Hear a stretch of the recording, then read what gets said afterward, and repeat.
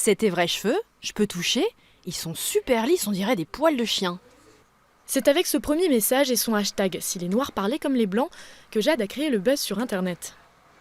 Je voulais rigoler avec mes copines sur Twitter, donc je me suis dit je veux lancer un petit hashtag comme ça et je pensais qu'on le reprendrait entre nous. En fait, depuis mardi, son tweet a été partagé près de 3500 fois et son expression « Si les Noirs parlaient comme les Blancs » utilisée par près de 25 000 internautes sur le réseau social. Comme ici, celui de Youssoufa. Ferme les volets, François. Tu sais très bien qu'on ne te voit plus quand il fait jour. Ou encore celui d'Alexandra, partagé plus de 10 000 fois.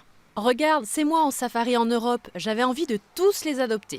Je pense que ça fait vraiment partie d'un des clichés, si je peux dire, qu'on entend beaucoup. Voilà, les gens qui partent en voyage en Afrique et qui disent il y avait plein de petits noirs, je voulais tous les adopter, c'était trop mignon. Donc c'est pas, voilà, comme je dis, c'est pas raciste de dire ça, c'est juste, ça fait rire, quoi. Et c'est marrant de le mettre à l'envers parce que ça paraît vraiment absurde de dire oh, je voulais tous les adopter, ces petits blancs, on n'entendrait jamais ça, quoi. Ces petites phrases maladroites, absurdes, voire même racistes, Jade les entend depuis sa plus tendre enfance.